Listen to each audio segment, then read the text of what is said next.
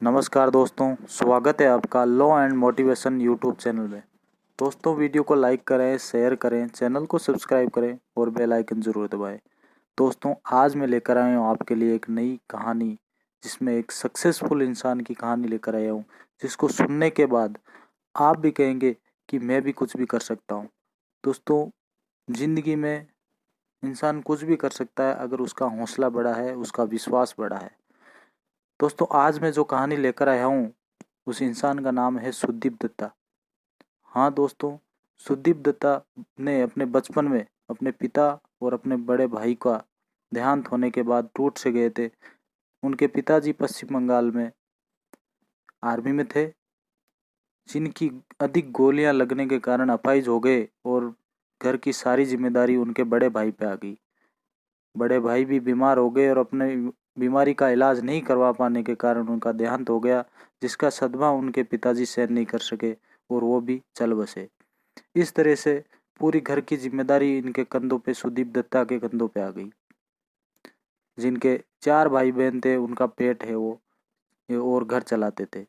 तो दोस्तों, उस समय उनके पास दूसरा कोई ऑप्शन नहीं था और ये मुंबई चले आए, जहाँ पे इनको एक फैक्ट्री में काम मिला, जहाँ पे इनको 15 रुपये मासिक मजदूरी और एक सोने की जगह, जिस कमरे में 20 व्यक्ति सोते थे। अब आप अंदाज़ा लगा सकते हैं, वो एक कमरे में 20 आदमी सोएंगे रहेंगे तो कितनी जगह उनके हिस्से में आएगी।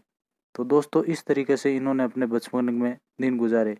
उसी समय क्या होता है दोस्तों, 1975 में वो फैक्ट्री है वो बंद हो जाती है।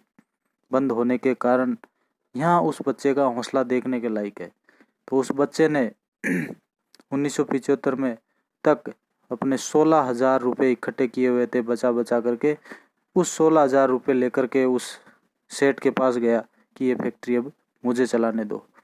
वो माना नहीं, लेकिन किसी भी तरीके से उसको मना करके, उस समय सुदीप दत्ता की उम्र सिर्फ 19 साल थी। तो सुदीप दत्ता ने उस समय हौसला दिखाया। अपने पेट के अलावा 7 अन्य मजदूर और थे जिनका पेट भी पालना था। तो इस तरीके से उस फैक्ट्री में एल्युमिनियम पैकिंग का काम होता था और उस समय एल्युमिनियम पैकिंग का काम जिंदल और अनिल अग्रवाल जैसे बड़े लोग शामिल थे। तो शुरू में सुदीप दत्ता को छोटे छोटे पैकिंग के टेंडर मिलते थे, धीरे धीरे उनको बड़ी बड़ी कंपनियों के पैकिंग के टेंडर मिलने लगे। इस तरीके से वो दिन रात आगे बढ़ते गए और उसी समय सुदीप दत्ता ने एक सुदीप दत्ता फाउंडेशन की स्थापना की, जिसमें वो गरीब मजदूरों की मदद करते थे और इनको गरीब मजदूर भी अपने दादा कह करके पुकारते हैं, क्योंकि ये अपने दिनों को नहीं भूले और अपने जैसे जो दूसरे व्यक्ति हैं उनकी भी ये मदद करते हैं और इनको पैकेजिंग मार्केट का न्यायमूर्ति कहा जाता है। तो इस तरीके से दोस्तों, जो व्यक्ति अपने ज़िंदगी में कभी हार नहीं मानता है, मौके के अवसर की ताक में रहता है, वो व्यक्ति अवश्य सफल होता है। तो दोस्तों, इस कहानी को सुनने के बाद आपको भी लगा कि हम भी कुछ भी कर सकते हैं।